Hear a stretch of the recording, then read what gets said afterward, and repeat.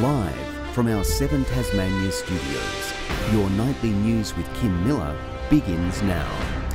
Good evening. We begin tonight with the bombshell announcement. Premier Peter Gutwin is quitting politics.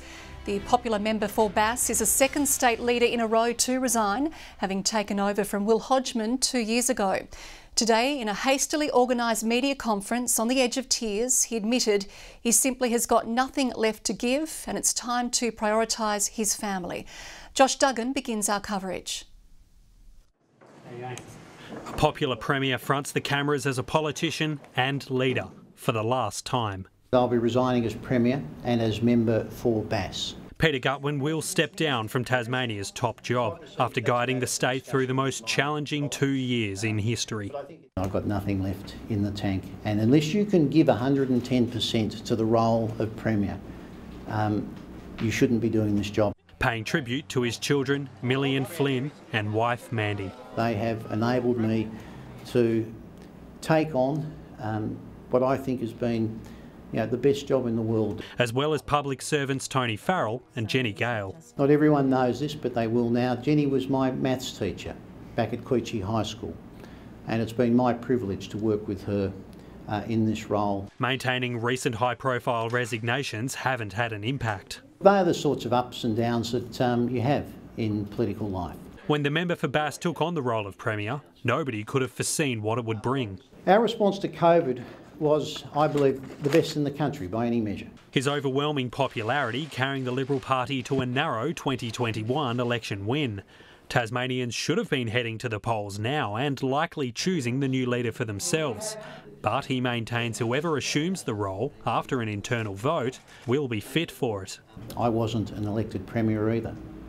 I stood up after Will Hodgman resigned and I hope people think that I did a pretty reasonable job. And now headed for a job far less stressful. I'll be doing as little as possible for as long as possible. With a thank you on the way out. Goodbye and thank you to all Tasmanians. Josh Duggan, 7 Tasmania News. Well, let's go live now to our state political reporter Ainsley Kosh, who's at Parliament House. Ainsley, this decision has taken everyone by surprise. It really is a decision no one saw coming, Kim. Peter Gutwin has had a successful 2 years and 3 months as the 46th Premier of Tasmania. But when you break it down, his resignation does make some sense after what he's dealt with during his tenure. He took over from former Premier Will Hodgman when the pandemic hit and led Tasmania through some of its toughest times. Last year he was hospitalised after suffering from exhaustion and has barely spent any time with his family until the past week when he was forced into isolation. And just recently he revealed publicly that he survived child sexual assault when he was just 16 years old. Now his departure has received mixed reactions from both sides of politics. Labor leader Rebecca White said he has governed through some of the most difficult times through COVID-19, and she of course wished he and his family well for the future. While Greens leader Cassie O'Connor said he had the opportunity to ensure stronger environmental protections and real climate action for Tasmania, but didn't use his political capital to do so. That said, Peter Gutwin was a conviction politician, and I admire that in colleagues. Okay, so Ainsley, what now for the Liberal leadership? Well, that really is up to the party room now, Kim. There are a few contenders who may put their hat in the ring, but Deputy Premier Jeremy Rockliff isn't likely to be one of them. He had the opportunity to contest the leadership when Will Hodgman resigned, but chose not to. Now, Michael Ferguson was Peter Gutwin's only challenger for the Liberal Party leadership in 2020, but couldn't win enough support from the caucus.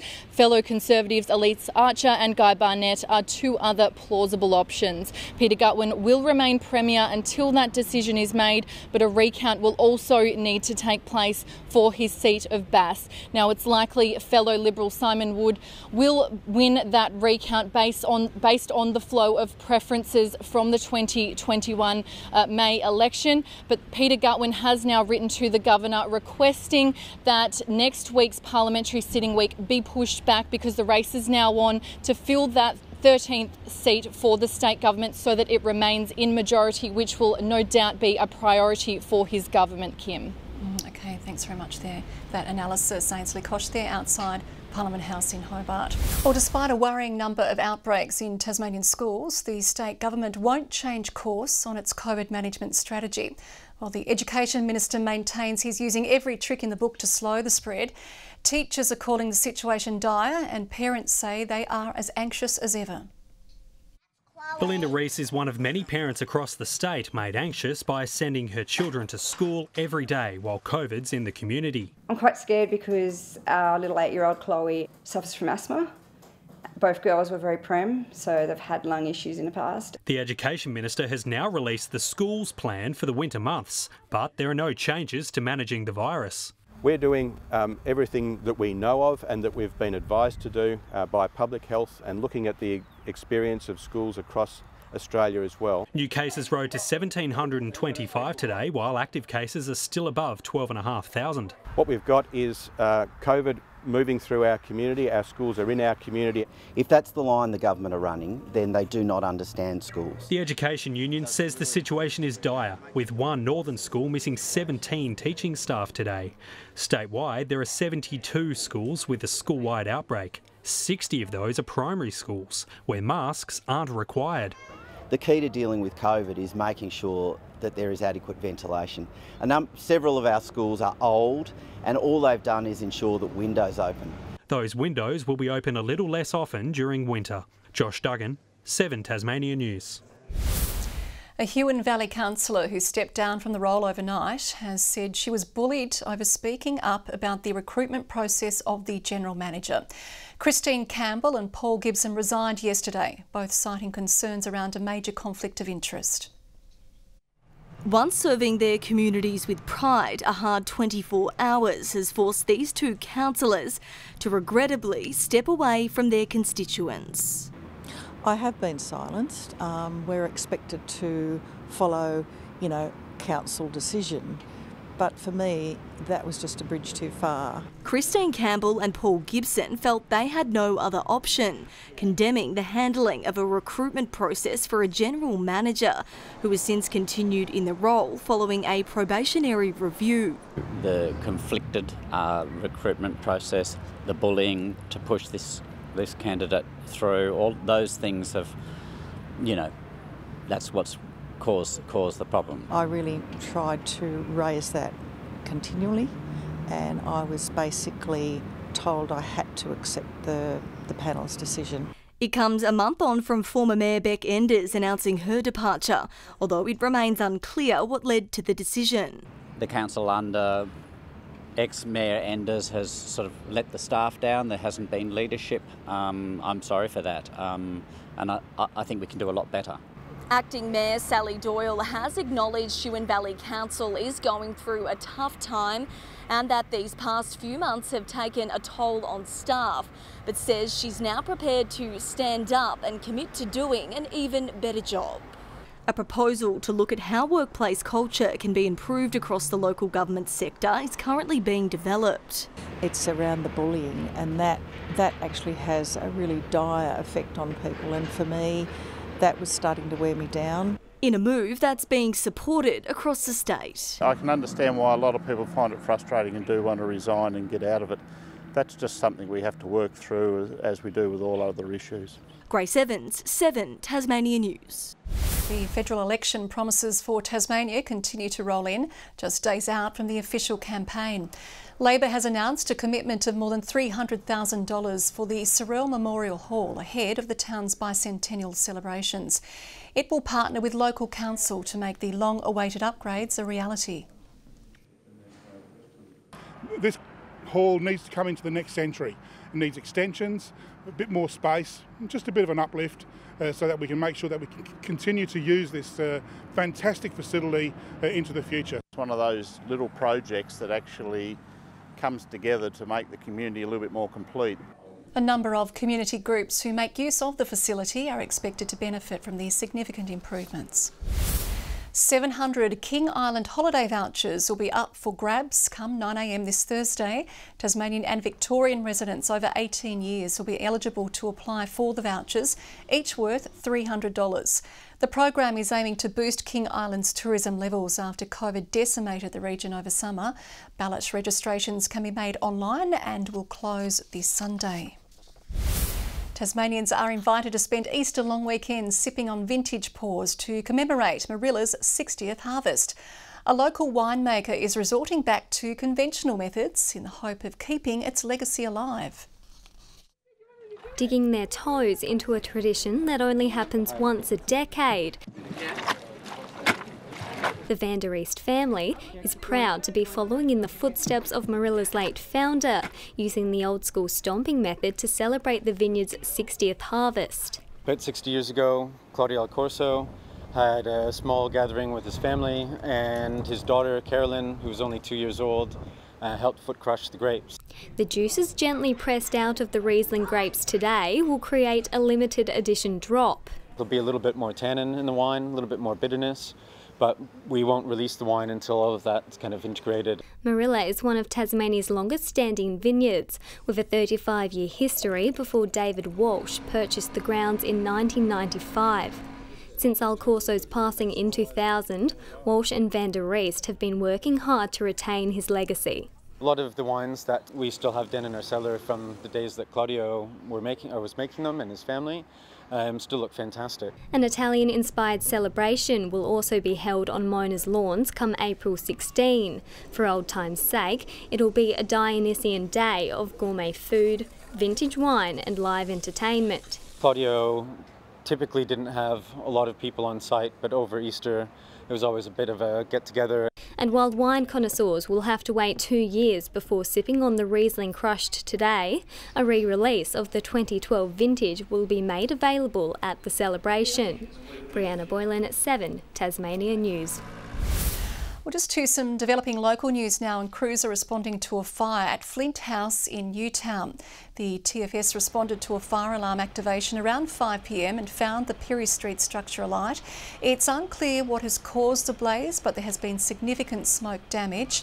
The historic site is a shelter for up to 50 people struggling to find a home and was the subject of a suspicious blaze back in 2010. Returning to the major news from today, the bombshell announcement. Premier Peter Gutwin is quitting as Premier and member for Bass. Let's go live again to state political reporter Ainsley Kosh. Now, Ainsley, do we know what was behind the shock decision?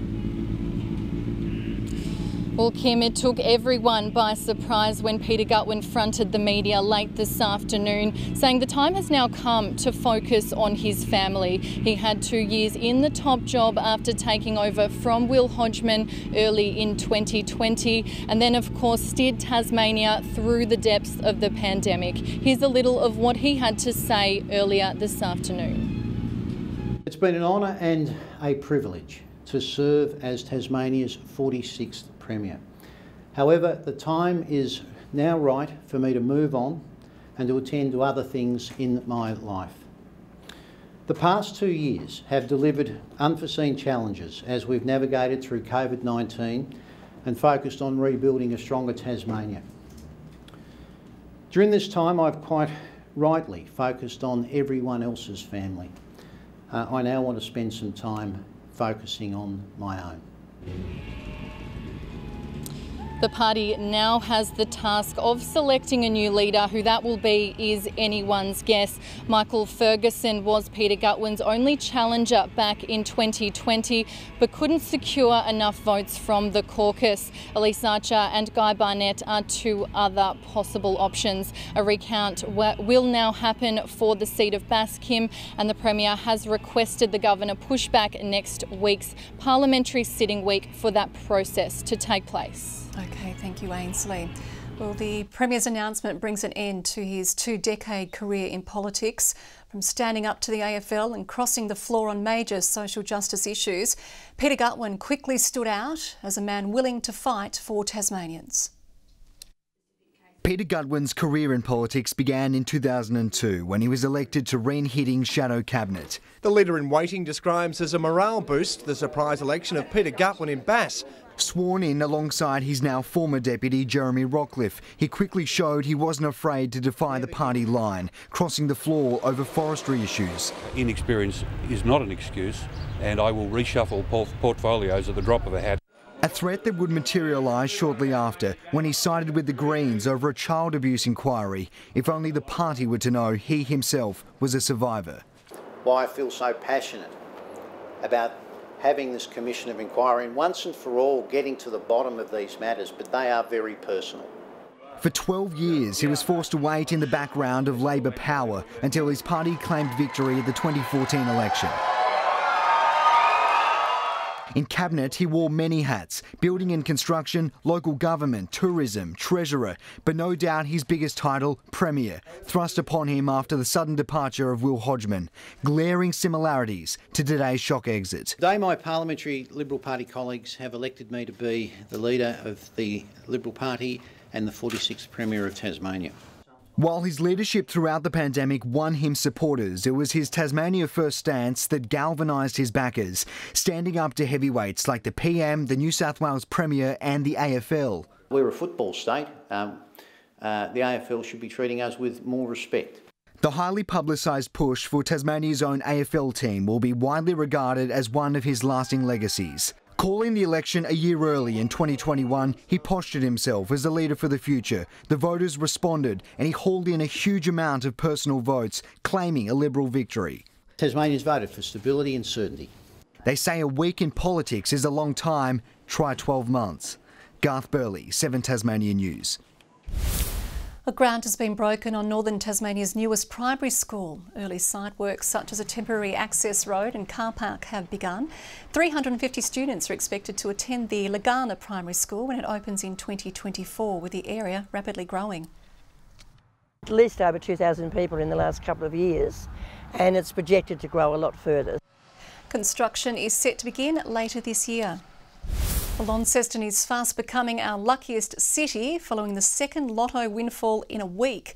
A Launceston woman purchased her winning Tatsotto ticket from Monaghan's lucky agency, scoring a cool $600,000. That was a Division 1 Tats Lotto Saturday night, so they woke up Sunday morning, or checked their numbers Sunday morning I believe, and got a nice surprise. Patience was key for the Tassie mum. She's been playing the same set of numbers for 3 decades. Last Thursday, a St Leonard's couple took home $800,000 from the Wednesday lotto drawer. Well, a star Tasmanian dancer has revealed how an 11-hour-a-day training regime helped push her to Dancing with the Stars' glory. Launceston's Lily Cornish and partner Grant Denyer were crowned Mirrorball champions, sparking wild celebrations from family and friends. After 3 months of hard work behind the scenes, this was the crowning moment. Grant. Euphoria for local dancer Lily Cornish and partner Grant Denyer voted Dancing with the Stars champions. It was just reward for a flawless performance that floored the judges, who responded with a flush of 10s. Back in her hometown of Launceston, a raucous reception. Her supporters riding every twist and turn, none more than proud mum Jo Palmer and husband Andrew, her first coach. He witnessed the dancer's rise from excitable 6-year-old to excitement machine. She has worked her absolute heart out for this moment, and it doesn't just happen overnight, I can assure you. It was 11-hour days of training that went into the final choreographed masterpiece. We became obsessed with it. We were just like pushing every day. It doesn't matter where you're from, and I think that Tasmania is really starting to shine. Just like Lily's winning Mirrorball, those closest to her believe its rightful home is here in Launceston. Don't you worry about Grant Denyer taking it home, or Lily, it's me. Garth Burley, 7 Tasmania News. To the TSL, where a North Launceston star is told how a number of nasty head knocks led to him donning a headguard in TSL matches. It didn't affect Ben Simpson on the weekend as he put in a best on ground performance in the 2-point win in the Battle of the Bombers. We definitely spoke about Lauderdale on the weekend was going to be a big contest for us, so we're really happy with how we pulled through in the last quarter. Simpson, along with other senior players, have had to take on new roles this year due to a young list. Now to the Cripps TSL Player of the Year votes after round 2. Canberra's Tyler Carter was awarded 3 points for his 5 majors in the win over Clarence. Ben Simpson was the standout in North Launceston's 2-point nail-biting win, and Brodie Palfreman received top honours for his brutal performance in the Launceston backline. That pushes Palfreman to equal first on the leaderboard with North Launceston's Michael Stingle. Athlete Jake Birtwistle has narrowly missed out on automatic Commonwealth Games qualification. After coming second in the Gold Coast Triathlon, the 27-year-old was edged out by fellow Tokyo Olympian Matt Hauser, who crossed the line 30 seconds faster. Birtwistle has always finished second at the same event 4 years ago. He says his main goal for this year is the Birmingham Commonwealth Games. Good evening. 26 was the state's top in Launceston today, Hobart 20, 24 in Burnie and 23 the top for Devonport, 23 in Ouse, Grove 21, 19 on Flinders Island and 18 in Strawn. The satellite pictures show cloud extending over western, southern and eastern Tasmania, with areas of clear skies in the north and over the Midlands. A cloud band swirling into a weakening low east of the state, cloud over much of Victoria, and a frontal cloud band is extending over WA to well south of Tasmania, while the rest of the continent is mostly cloud-free. Tomorrow's chart shows several troughs and weak lows over the mainland, while a cloud front has moved southeast of Tasmania and a high just south of WA extending over the Southern Ocean. South to southwesterly winds of 15 to 25 knots, tending more easterly throughout the central north from late morning, and a southwesterly swell of 1.5 to 3 metres in the west and the south. A possible early shower in Hobart tomorrow, Adventure Bay 16 and cloudy in Tarraleah. Launceston 21, showers developing for Devonport and 19 the top for Bridport. Showers developing in Burnie, Strawn 18 and late showers in Marilla. 17 in St Helens, Swansea cloudy and a shower or 2 in Whitemark. Turning to the 3-day forecast, showers about the far northwest on Wednesday, clearing by early afternoon. Fine elsewhere, 21 in Launceston and Hobart 18. Thursday, fine conditions across much of the state with mostly light winds and afternoon coastal sea breezes. And fine conditions continue into Friday with mostly light winds and afternoon sea breezes about the west and the south. 18 in Burnie and a top of 21 for Devonport. Mostly sunny in Brisbane tomorrow, Sydney 25, partly cloudy in Melbourne, an afternoon or evening shower or 2 in Adelaide and a top of 36 degrees in Broome. And right now it's mostly cloudy and 17 in Hobart, Launceston 19, also partly cloudy, Devonport 18 and clear, and that's all for this evening, Kim. Okay, thanks Victoria. We'll see you again tomorrow, and that is all your news for now. We'll be back later with news breaks. Thanks for joining us this evening. Good night.